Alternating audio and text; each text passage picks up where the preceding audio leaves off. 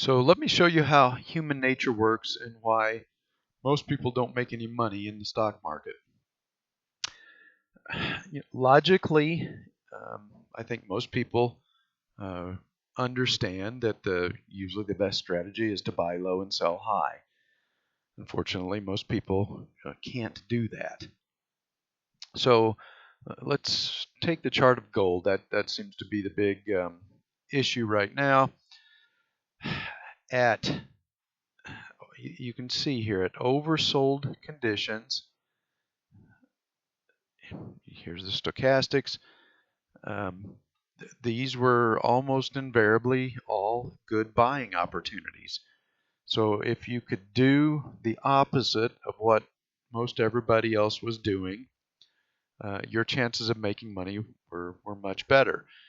So at these intermediate bottoms, when the oscillators were oversold, and this is the time when most people are panicking and selling, expecting price to go lower.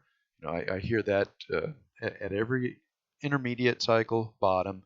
Well, the technicals are pointing lower, um, and that's about the time that the price turns and we go in the other direction.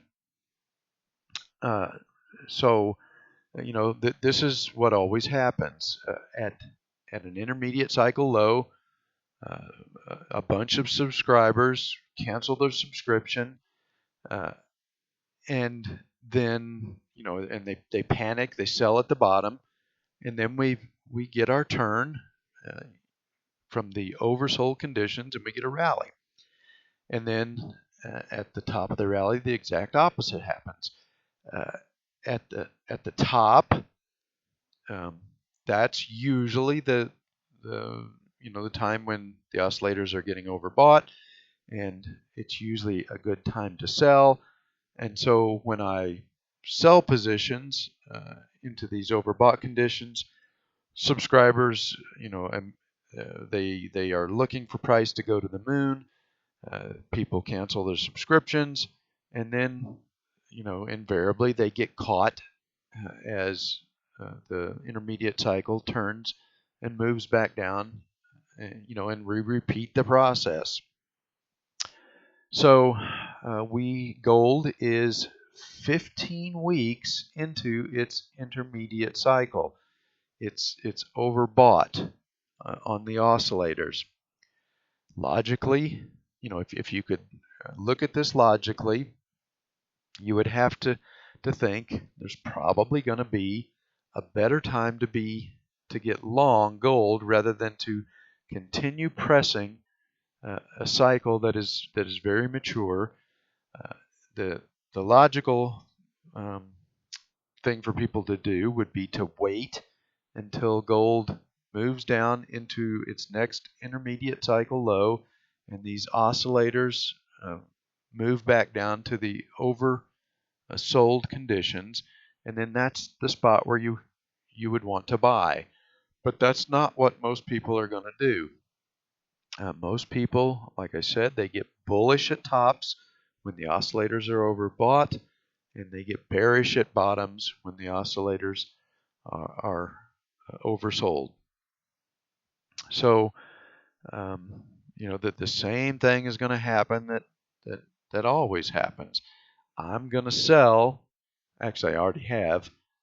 I'm going to sell into the overbought conditions, and then I'm going to wait, and I'm going to buy when the oscillators cycle back down to oversold.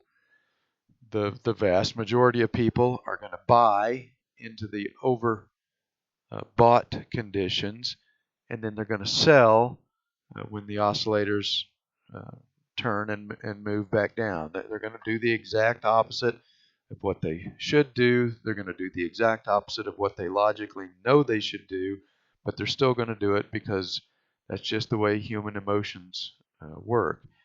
We get bullish at tops, we get bearish at bottoms. That's why most people fail to make any money in the markets. So here we've got the exact opposite. I showed you the gold chart. It's overbought.